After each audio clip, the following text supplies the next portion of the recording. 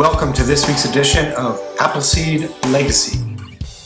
My name is Gordon Spicer and I'm here to bring you the good green news. Lots to cover this week, so let's go. In business news this week, as reported by Autoblog.com, the UK-based research firm Frost & Sullivan is expecting sales of 500,000 EVs in 2015 on a global basis. Also noting that US plug-in sales jumped 28% last year alone. Meanwhile, EcoChildsPlay.com reports on a new LED solar light and how it could change the world. The Thrive Mini Solar LED light is produced in developing countries and can act as a solar lantern where distributed lighting systems are not available. In other news, as reported by TheGuardian.com, the global financial leader Citibank has announced a new round of $100 billion worth in green financing, targeting sustainability and the green bond market. This yet another big win for major green projects. Project-related news this week's come from BiomassMagazine.com, who report that Albany Green Energy is to develop a 50-megawatt biomass plant in Georgia. This plant will supply 100% of the steam needs for none other than Procter & Gamble at their largest U.S. facility. Finally, Green Tech Media has reported on the quarterly reports of Solar City. The company managed to lower its cost by 20% in 2014, while simultaneously achieving year-over-year fourth quarter growth of 149% and Q4 customer payments of $5 billion. You know what? It doesn't stop here, and it's all good news. In science news this week, OneGreenPlanet.org has reported on new research in the University of Bath that has resulted in a viable alternative to palm oil, which mimics its most important characteristics. This is certainly good news for the rainforest. Meanwhile, Nanowork.com has reported that research done at the National Physical Library has resulted in a new type of electrode that should significantly enhance the production of green hydrogen. Also, as reported by FarmyWeb.com, two Italian companies have agreed to work together to develop and operationalize a new green molecule based on oflavulinic acid.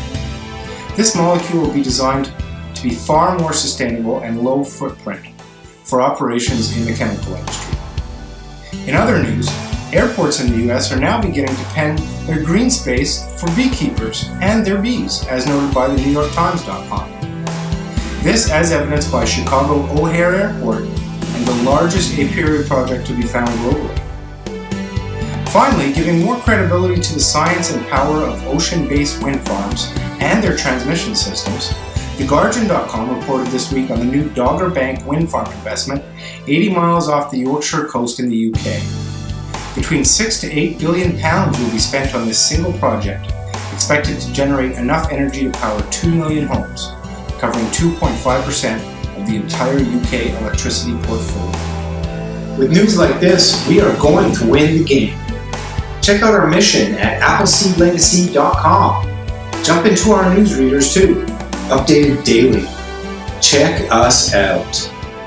In society news this week, as reported by BusinessGreen.com, over 22,000 homes in the UK have signed up for a subsidy scheme launched by the government last year. Also, as reported by the Wall Street Journal, there's a power struggle with solar currently playing out in the Sunshine State of Florida. In spite of its weather and location, the solar industry is quite small in the state, and environmentalists from both sides of the street are pulling together to push for more opportunities and less restrictions. In other news, as reported by the BBC.com, a new project in Scotland is the first to receive funding from the UK Green Investment Bank. This smaller 2-megawatt project in Loch Lomond is the perfect example of a local community project promoted by the investment bank. Our final story this week, filed under the topic of strange bedfellows and reported by Autoblog.com, has both the Koch brothers and Sierra Club fighting on the side of Tesla Motors regarding its dealership fight. In an open letter to US legislators demanding that Tesla's factory-to-customer direct distribution be fully approved across the country, 10 organizations put aside their politics and demanded support for a freely operating market with less regulation.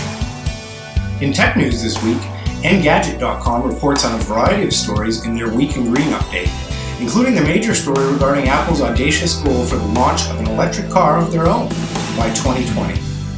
Various reports on the internet, including that from autoblog.com, have also described the poaching situations going on as well for the top-skilled EV and battery talent out there, this happening between Apple, Tesla, GM, and A123 Systems.